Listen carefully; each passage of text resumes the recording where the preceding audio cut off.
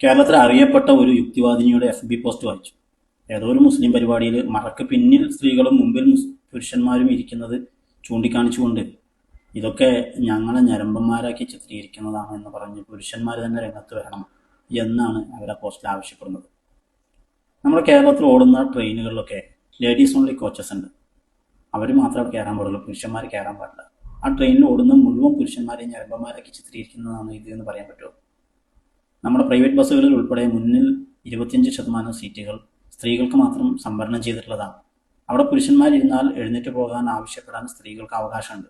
അത് ആ ബസ്സിലെ മുഴുവൻ ആളുകളെയും ഞരമ്പന്മാരാണ് ചിത്രീകരിക്കുന്നതെന്ന് പറയാൻ പറ്റുമോ?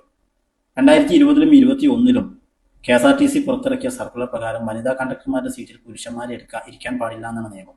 മാത്രമല്ല, സ്ത്രീകൾക്കെതിരെ എന്തെങ്കിലും തരത്തിലുള്ള അതിക്രമങ്ങളോ അശ്ലീല ചോയുള്ള വാക്കുകൾ പറയുകയോ മറ്റോ ചെയ്താൽ കൺട്രോൾ റൂമുമായി ബന്ധപ്പെടാനുള്ള നമ്പറും ബസ്സുകളെല്ലാം ഒട്ടിച്ച് കാണുന്നുണ്ട്.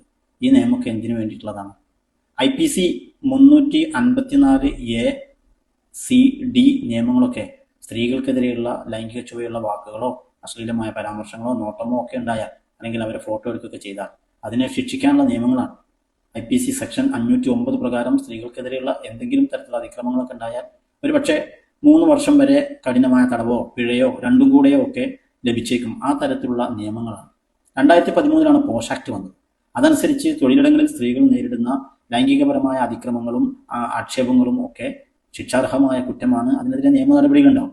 ഇതിന്റെ അടിസ്ഥാനത്തിൽ UGC അംഗീകൃത ഉന്നത വിദ്യാഭ്യാസ സ്ഥാപനങ്ങളൊക്കെ ഇന്റേണൽ കംപ്ലൈന്റ് കമ്മിറ്റികൾ നിലവിൽ വന്നിട്ടുണ്ട്. സ്ത്രീകൾക്കെതിരെയുള്ള ഏതെങ്കിലും തരത്തിൽ, അവിടുത്തെ സ്റ്റാഫാവട്ടെ വിദ്യാർത്ഥികളാവട്ടെ, ഏതെങ്കിലും തരത്തിലുള്ള അതിക്രമങ്ങളോ മോശമായ പെരുമാറ്റങ്ങളോ ഉണ്ടായാൽ അതിനെ ശിക്ഷിക്കുന്നതിന് വേണ്ടിയിട്ടാണ് ഈ നിയമങ്ങളെല്ലാം ഉള്ളത്.